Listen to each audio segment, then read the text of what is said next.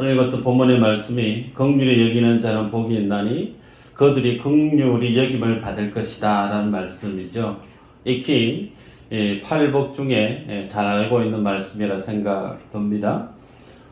긍휼이라고 하는 말이 오늘 본문의 중심 핵심 말씀인데, 세상에서는 이 긍휼에 대한 사전적인 뜻이 불쌍하고 가엾게 여겨서 도와주는 행위 혹은 그 마음, 그렇게 표현합니다.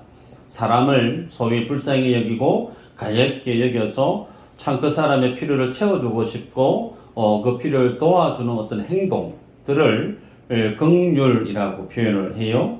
자, 그러면 세상이 얘기하는 긍휼에 대한 이 말씀을 주님이 하나님 나라에 빗대어 설명하시면서 그 하나님의 나라가 세상 사람들이 이해하고 있는 그 긍휼에 대한 모습으로 설명을 하셨을까? 그렇지 않다는 거예요. 성경 구절 말씀을 한번 읽어드리면 고린도전서 13장 3절 이런 말씀이 있습니다.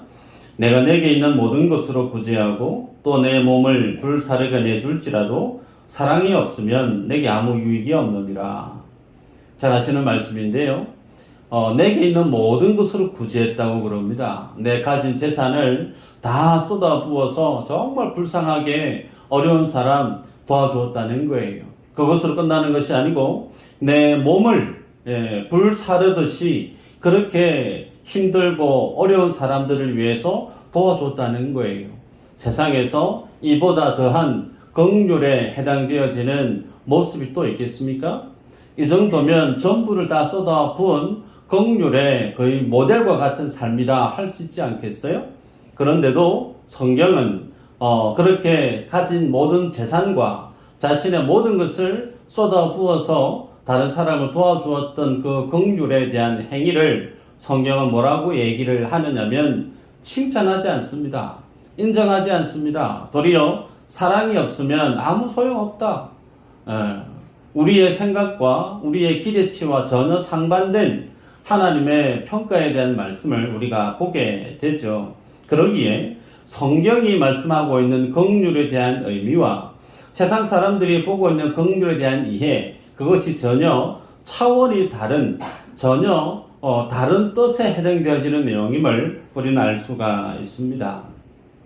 여러분, 그러면 한번 예를 들어 볼까요?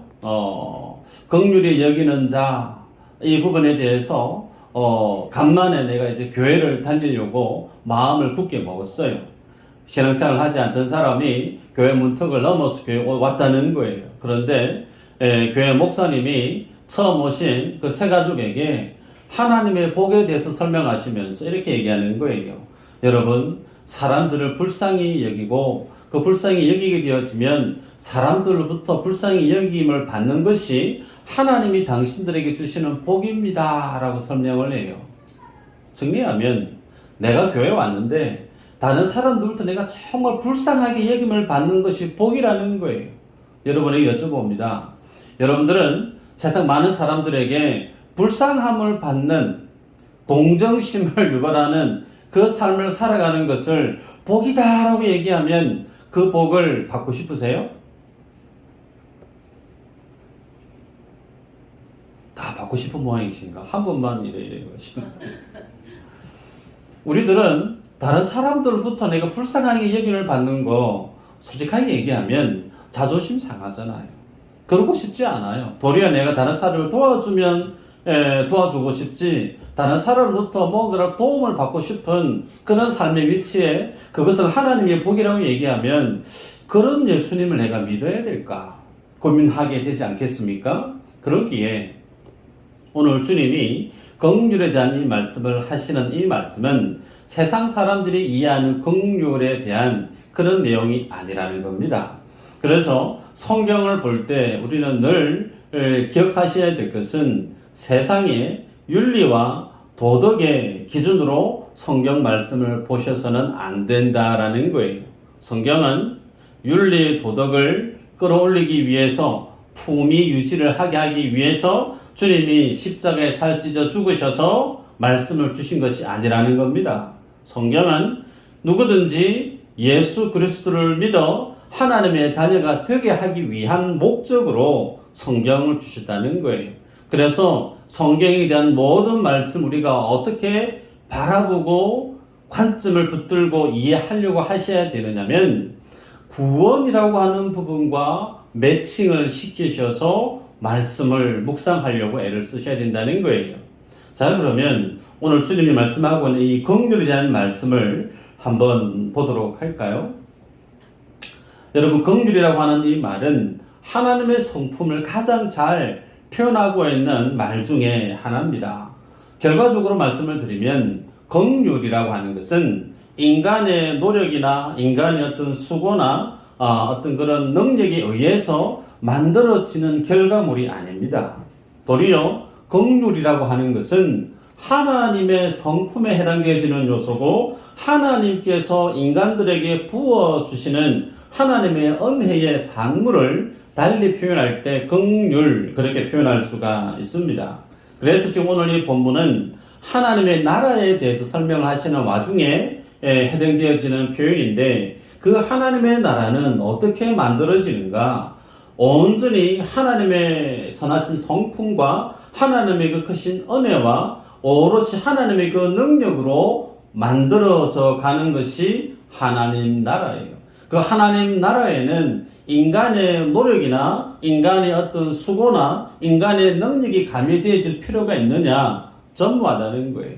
하나님의 나라는 오롯이 하나님의 질서, 하나님의 권능, 그 하나님의 은혜로 완성되어져 가는 것이 하나님 나라란 말입니다. 그러기에 오늘 주님이 말씀하고 있는 이 긍휼 또한 인간에 의해서 뭔가 구비되어지고 완성되어지는 것이 전혀 아니고 먼저 하나님이 어떠한 긍휼을 이 땅 가운데 베푸셨고 그 하나님의 긍휼을 맛보고 경험하고 체험한 자만이 뭘 할 수 있다고요? 긍휼을 베푸는 자로 살아갈 수 있다는 겁니다.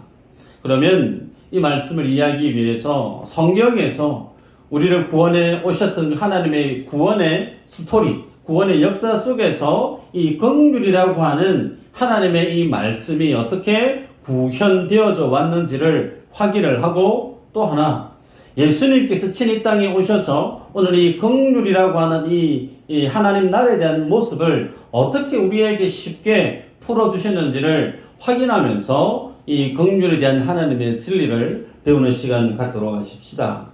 창세기 43장 13절 14절 보면 이렇게 기록되어져 있습니다. 내 아우도 데리고 떠나 다시 그 사람에게로 가라. 전능하신 하나님께서 그 사람 앞에서 너희에게 은혜를 베푸사 그 사람으로 너희 다른 형제와 베냐민을 돌려보내게 하시기를 원하노라. 내가 자식을 잃게 되면 이르리로다. 자, 이게 어떤 말씀이냐면 야곱의 가족들이 살아가고 있는데 극한 기근이 온 거예요.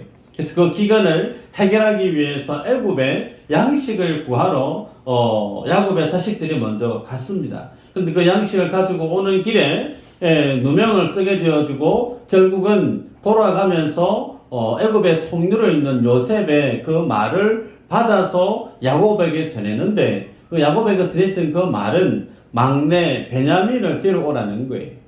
그리고 베냐민을 데려오라는 그 말을 야곱이 들었는데 여러분 야곱에게 있어서 정말 사랑했던 자기 첫 번째 와이프는 라헬이죠.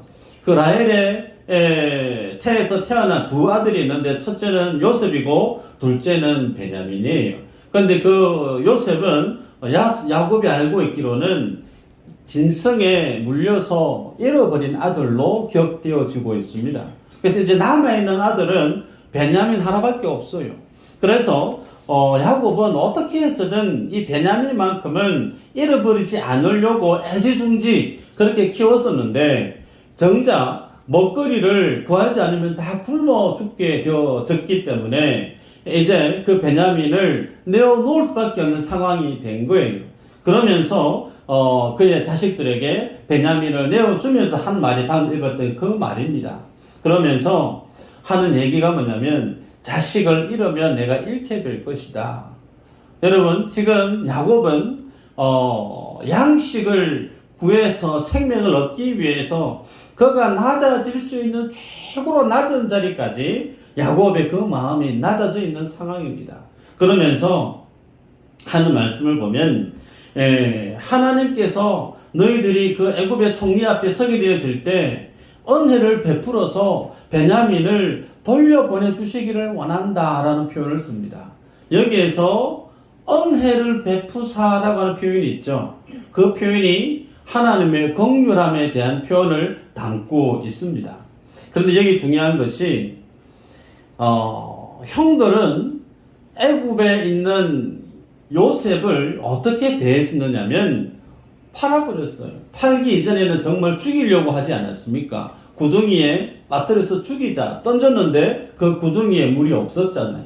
그래서 다행히 생명을 부지했고, 생명을 부지했던 그 요셉을 차라리 미디안 상인에게 팔자. 그래서 돈 받고 팔아버렸던 형들입니다. 그런 형들이 이제 애굽의 전 고대 건동의 기근이 임하자 이제 상황이 역전이 된 거예요. 그러면서 그들이 생명을 얻기 위해서 야곱에게 가서 생명을 구걸하는 상황이 된 겁니다. 그런 상황 속에 하나님께서 이들의 인생을 어떻게 펼쳐가게 만드시느냐면 기근이라고 하는 하나님의 도구를 쓰시고 애굽의 총리로 있는 요셉의 그 위치를 통해서 이스라엘 백성들을 섬기고 대표하고 있는 야곱의 그 형제들의 죄악들을 돌쳐내게 하는 거예요. 그러면서 그 죄, 소위 죽이려고 했고 돈 받아 팔아서 버렸었는데 도리어 요셉은 그 형들을 구원해내고 그를 버렸지만 요셉은 그 가족들을 살려내는, 구원해내는 이 일을 보게 됩니다. 그러기에 긍휼이라고 하는 것, 성경에서 주님 우리에게 말씀하시는 긍휼에 대한 그 의미는 심령의 가난함을 경험하고 그 심령의 가난함 속에 자신의 허물이 뭔지를 아는 거예요. 자신의 죄악이 뭔지를 아는 겁니다. 그 낮고 낮은 자리에서 생명을 구원하고 은혜를 요구하는, 그 은혜를 구하는 자리에 있는 그 자리가 어떤 자리라고요? 긍휼을 구하는 위치라는 겁니다. 여러분, 이 장면이 나중에 43장 29절 30절에 절정으로 치닫죠. 제가 읽어드리면 요셉의 눈을 들어 자기 어머니의 아들 자기 동생 베냐민을 보고 이르되 너희가 내게 말하던 너희 작은 동생이 이 아이냐? 그가 또 이르되 소자여 하나님이 내게 은혜 베푸시기를 원하노라. 요셉이 아우를 사랑하는 마음이 북받쳐 급히 울 곳을 찾아 안방으로 들어가서 울고. 창세기를 읽어보시는 분은 이 내용을 좋게 이해 가실 겁니다. 많은 시간이 훌쩍 지나고 난 다음에 꼬맹이로 알고 있었던 그 베냐민이 훌쩍 커버린 거예요. 그래서 묻습니다. 형들에게 정말 이 아우가 이 아이가 소자가 맞느냐라고 물어요. 그래서 그 동생이 정말 자기의 친동생 베냐민인 것을 알게 되어지죠. 그러면서 하나님이 소자여 내게 은혜 베푸시기를 원한다. 그러면서 그 얘기를 축복의 메시지를 탁 던지는데 요셉의 마음이 뻥 터져버린 거예요. 도저히 자신의 신분을 숨기면서 연기를 하기 힘들어서 너무나 보고 싶고 사랑했던 동생이 앞에 톡 하나 있으니까 눈물샘이 터져버린 거예요. 그래서 급하게 안방에 들어가서 눈물을 훔치고 나오는 모습을 성경이 표현하고 있습니다. 그래서 여기에 보면 30절에 사랑하는 마음이라는 표현이 있어요. 그 사랑하는 마음에 북받쳐서 주체할 수 없어서 방에 뛰어들어가서 눈물을 훔쳤던 요셉. 그 사랑하는 마음이 어떤 마음일까요? 주님이 오늘 긍휼에 대한 표현을 하고 있는 그 긍휼 속에 담겨있는 하나님의 마음이라는 겁니다. 여러분, 그래서 이 하나님의 마음, 이 긍휼함은 인간이 어떻게 말로 표현할 수 없는 하나님의 마음을 담고 있습니다. 그래서 마치 요셉은 죽게 하기 위해서 내버림을 받았는데 형들로부터 버림을 당하고 돈 받고 팔려져 버렸는데 요셉이 나중에는 정반대로 그 모든 형제들을 구원해내는 이 모습은 나중에 어떻게 표현되어질까요? 십자가에서 예수님이 요셉의 이 삶을 가장 더 결정적으로 절정적으로 구현해내지 않습니까? 우리는 예수님을 십자가에 못 박아 죽였습니다. 침뱉고 못 박고 무시하고 그렇게 비난하며 주님을 쓸모없는 모퉁이 돌로 건축자의 버린 돌쪽에 툭툭 차서 버렸는데, 그 버림을 당했던 예수님이 다시금 부활하셔서 하나님께서 우리의 구세주로 만드셔서 죽었던 우리들을 다 하나님의 자녀로 살려내셨던 예수 그리스도. 그래서 그 주님의 마음, 죽어 마땅한 인생을 살려내시기를 너무나 열망하시는 그 하나님의 마음이 어떤 마음이냐면 긍휼이라고 하는 마음이라는 겁니다. 그래서 긍휼이 여기다라고 하는 이 긍휼에 대한 이 말의 의미는, 우리들이 볼 때는 내가 긍휼을 베풀 수 있는 어떤 자격이 되고 어떤 상황이 되어져서 다른 사람에게 어떤 긍휼을 베푸는 거, 그것을 통해서 하나님이 우리를 긍휼히 여기시는 거, 그게 아니라는 거예요. 우리에게는 긍휼을 베풀 수 있는 그런 마음의 모습이 전혀 없다는 겁니다. 성경 호세아서를 보면요, 호세아서는 하나님의 사랑, 하나님의 긍휼을 가장 극화해서 성경 독자에게 전하고 있는 성경이 호세아서입니다. 1장 6절 한번 읽어볼까요? 네, 시작.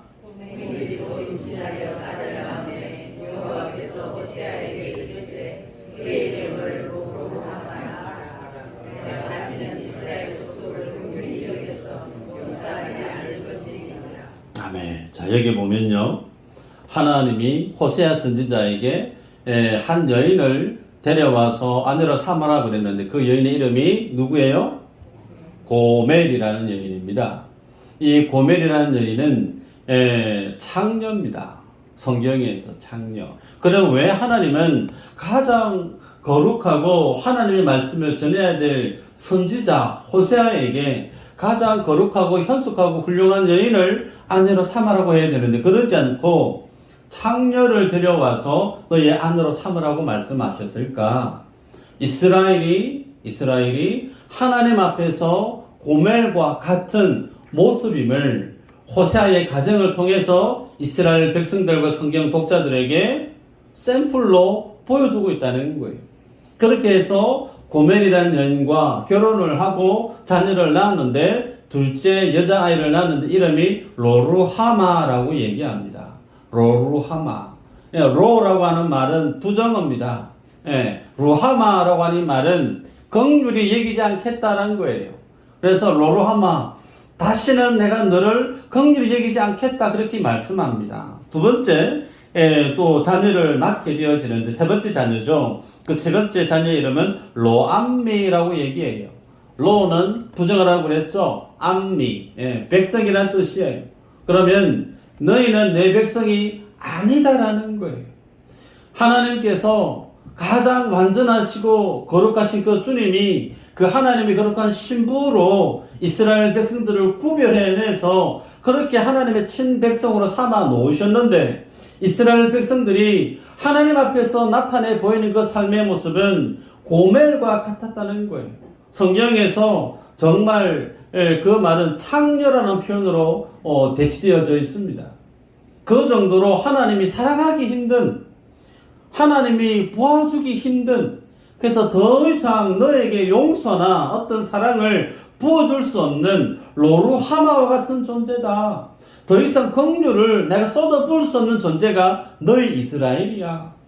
그리고 더 이상 나는 너희의 하나님이 되기 싫다. 너는 나의 백성이라고 말할 수 없을 정도로 죄의 덩어리 속에, 죄의 진흙탕 속에 살아가고 있는 이스라엘 백성이야. 그래서 너희는 도저히 이제 너는 내 백성이 아니야 라고 하는 이름으로 로암미라고 이름을 짓게 합니다. 여러분, 이 모습 속에 이스라엘 백성들 속에 찢기고 깨져버린 하나님의 마음이 느껴지십니까?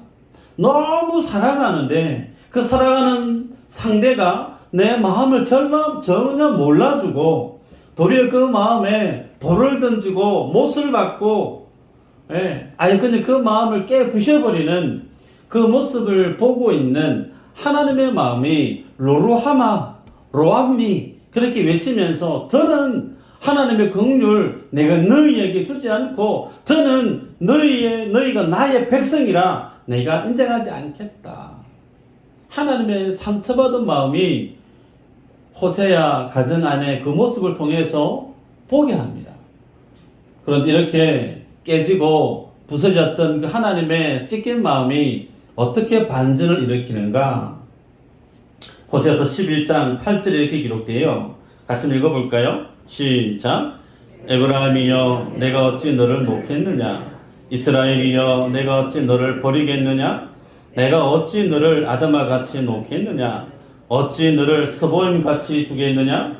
내 마음이 내 속에서 돌이키어 나의 긍휼이 온전히 불붙듯 하도다. 하나님이 하나님의 고뇌를 담아서 내가 어찌 너를 버리겠냐? 내가 어떻게 너를 포기하겠냐? 버리고 싶은데 못 버리겠다는 거예요. 포기하고 싶은데 포기를 못 하겠다는 거예요. 그래서 이스라엘 백성들을 향한 그 하나님의 긍휼한 마음이, 사랑하는 마음이 하나님 속에서 어떻게 해요? 마치 불 붙는 듯하다라고 주님의 심정을 거침없이 이 말씀 속에 쏟아내고 있습니다.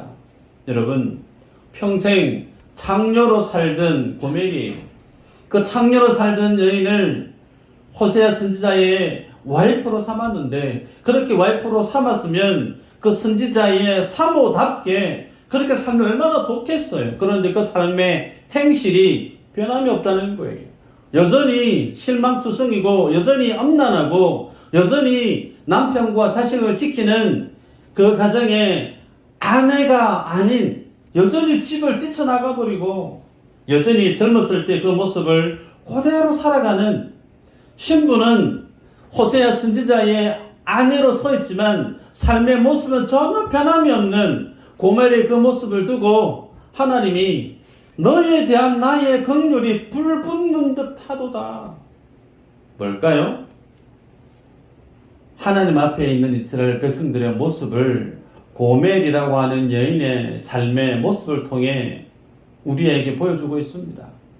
그래서 긍휼은 인생의 죄악보다 더 크신 하나님의 사랑을 담고 있는 표현이, 그래서 성경 속에 자비, 인애 혹은 자애 이런 표현들은 긍휼에 대한 또 다른 번역에 해당되어지는 표현이죠. 그래서 여러분, 하나님의 이 긍휼은 인간이 이해할 수가 없어요.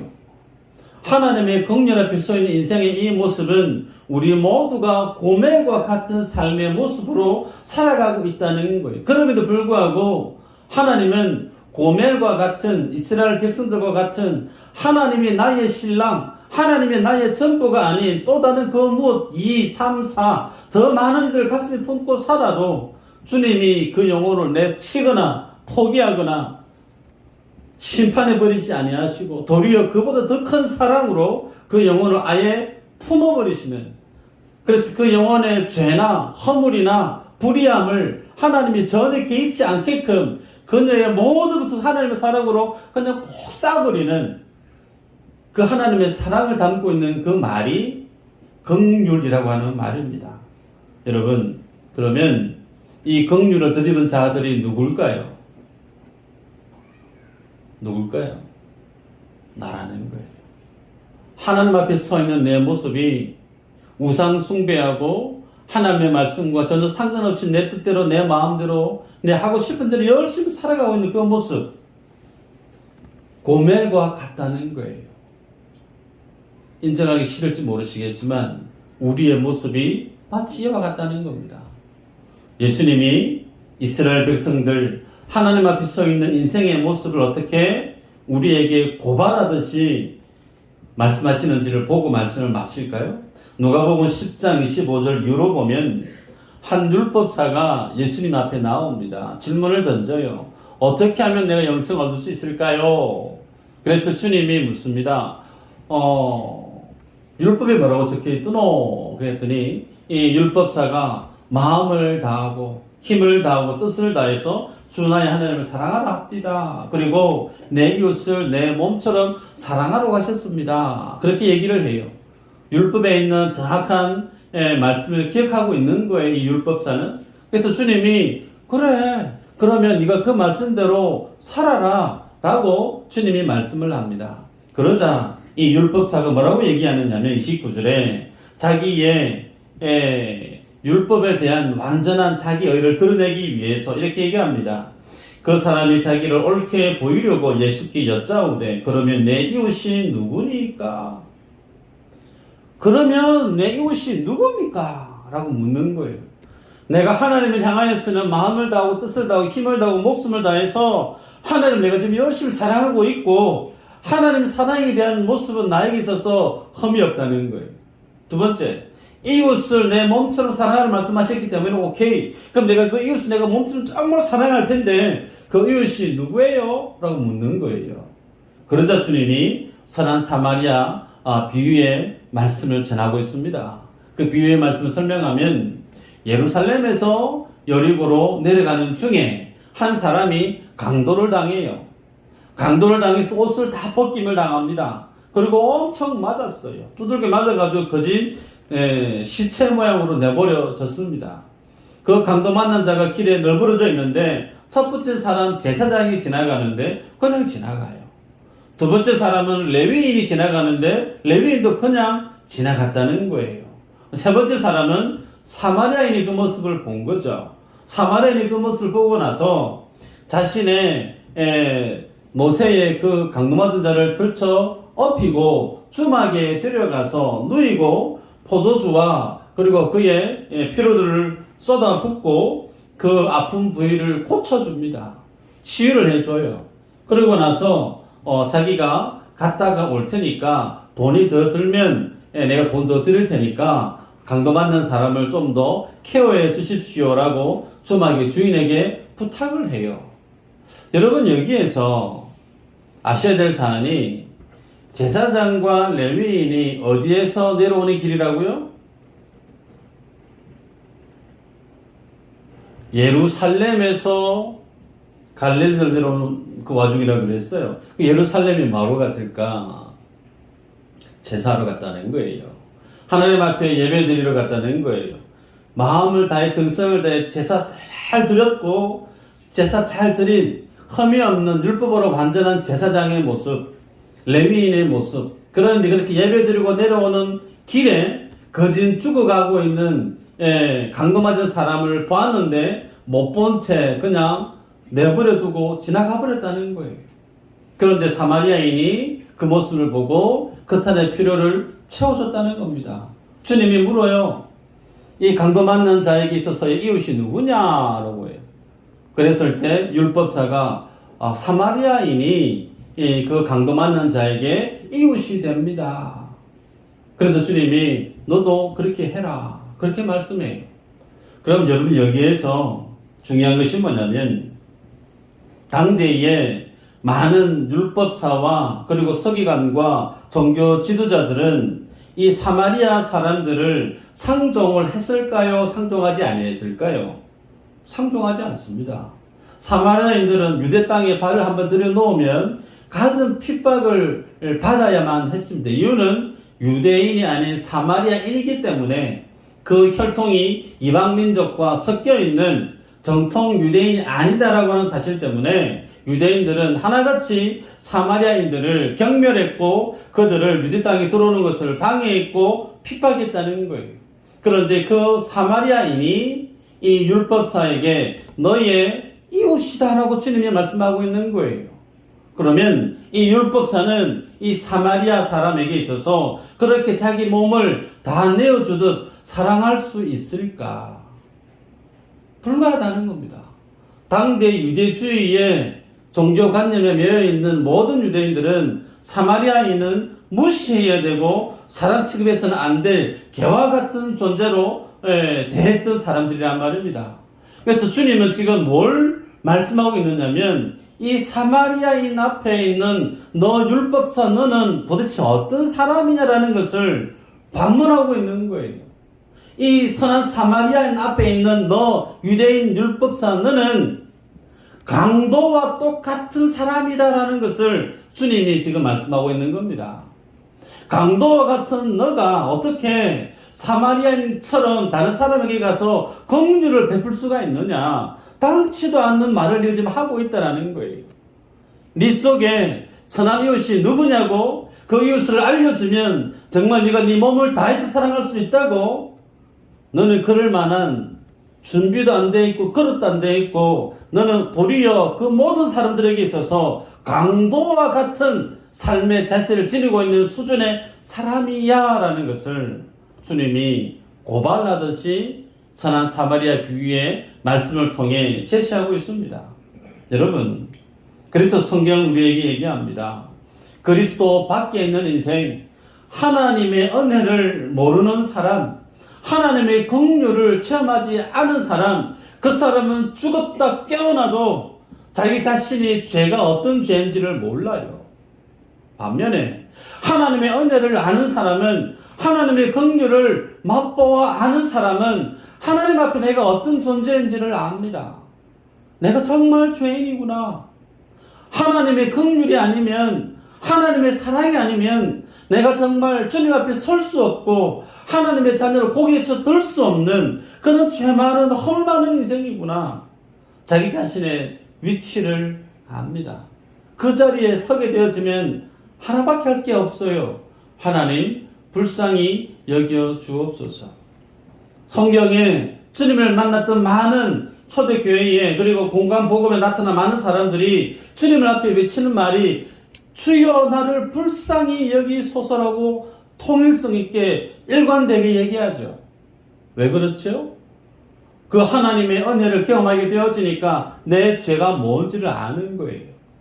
내 죄가 뭔지를 아는 사람은 하나밖에 할 게 없습니다. 내가 얼마만큼 금식기도 많이 했고 전도 얼마만큼 했고 내가 교회 건축 얼마만큼 헌금을 했고 그거 하등에 내놓을 게 못 된다는 거예요. 그 주님을 만나고 나면 내가 죄인이구나. 내가 하나님 앞에 불쌍히 여김 받을 것밖에 없는 죄인이구나. 이거 하나 알고 하나님 앞에 긍휼을 구하는 이 자리에 서게 되더라는 겁니다. 여러분, 예수님이 밝힙니다. 마태복음 9장 12, 13절에 예수께서 들으시고 이르시되 건강한 자에게는 의사가 쓸데없고 병든 자에게라야 쓸데있느니라. 너희는 가서 내가 긍휼을 원하고 제사를 원하지 아니하노라 하신 뜻이 무엇인지 배우라. 나는 의인을 부르러 온 것이 아니요 죄인을 부르러 왔노라 하시니라. 주님 왜 이 땅에 오시는지를 밝히시죠. 주님은 의인 찾으러 온 거 아니래요. 주님은 제사를 원하는 거 아니래요. 주님은 죄인을 부르러 왔고 주님은 긍휼을 원한다 그랬습니다. 그런데 주님 앞에 서 있는 많은 인생들의 실제 모습이 뭐가 같으냐면 나 죄인 아니라는 거예요. 나는 당당하다는 거예요. 나는 하나님 앞에 제사를 얼마만큼 열심히 드렸는지 주님이 아신다는 거예요.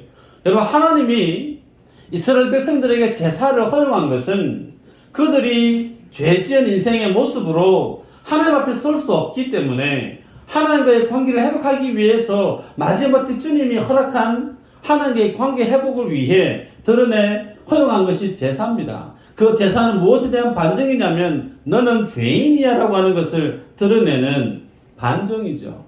그러면 그 죄 지은 자가 주님 앞에 나올 때 어떤 모습으로 나와야 될까요? 긍휼을 구하는 모습밖에 없다는 거예요. 그런데 내가 이래야 한번 금식하고 구제 헌금을 어떻게 했고 내가 어떻게 하나님을 예배했고 마치 제사한 것이 자기 의인양 그렇게 당당하게 주님 앞에 나온 이스라엘 백성들의 그 모습을 보고 나는 죄인 구하러 왔다. 내가 원하는 거 제사 원하는 거 아니야. 나는 긍휼을 원한다. 이 말씀을 우리에게 제시합니다. 그러기에 오늘 우리가 이 말씀을 볼 때 무엇을 회복해야 될까요? 호세아서는 6장 1절에 이렇게 고면합니다. 오라 우리가 여호와께로 돌아가자. 여호와께서 우리를 찢으셨으나 도로 낫게 하실 것이요 우리를 치셨으나 싸매어 주실 것입니다. 하나님이 우리에게 긍휼에 대한 말씀을 주시면서 그 긍휼에 대한 메시지 앞에 우리가 어떻게 반응하기를 원하시는가? 이 말씀이 오라 우리가 여호와께로 돌아가자. 돌아가자. 그 하나님께로 돌아가면 하나님의 긍휼을, 하나님의 용서하심을, 그 하나님의 사랑하심을, 하나님의 구원하심을 경험하게 되어지죠. 그 하나님의 구원하심을 경험한 자에게 주님이 명령합니다. 야고보서 2장 13절에 긍휼을 행하지 아니하는 자에게는 긍휼 없는 심판이 있으리라. 긍휼은 심판을 이기고 자랑하느니라. 하나님은 우리에게 긍휼을 쏟아 부어 주셨어요. 그런데 그 긍휼은 공짜가 아닙니다. 착각해서는 안 돼요. 하나님의 은혜로 여러분이 구원을 받으셨습니까? 그러면 그 구원하심이 공짜가 아닐까요? 그 구원하심을 받았으면 주님이 그 구원하심에 대한 긍휼을 나타내 보이라는 거예요. 곁에 있는 믿음 없는 사람에게, 마치 고멜과 같은 사람에게, 하나님을 부정하는 사람에게, 복음을 무시하는 세상 사람들에게 네가 하나님께로 받았던 그 긍휼을 나타내 보이라. 그 긍휼을 나타내 보이는 그 삶을 행하는 자에게 하나님은 심판 없다 라고 말씀하고 있어요. 여러분, 오늘 우리가 주님 앞에 설 때에 그 긍휼하심으로 구원을 얻었기에 이 한 주간 동안 여러분이 그 긍휼을 나타내 보여야 될 것을 우리에게 명령하시는데, 바라기는 여러분의 가족들에게 긍휼을 나타내 보이기를 축복합니다. 여러분의 사랑방 식구들에게 하나님이 내게 주신 사랑, 그 긍휼을 드러내 보이는 삶을 사시기를 바랍니다. 여러분의 이웃집 누군지는 잘 모르지만, 예수 믿는지 뭘 하는지 잘 모르지만 그 이웃들에게, 직장 동료에게 하나님이 내게 주신 그 긍휼을 나타내 보이라고 주님이 오늘 우리에게 명령합니다. 이 말씀이 여러분의 삶이 되기를 주 이름으로 축복합니다. 기도합니다.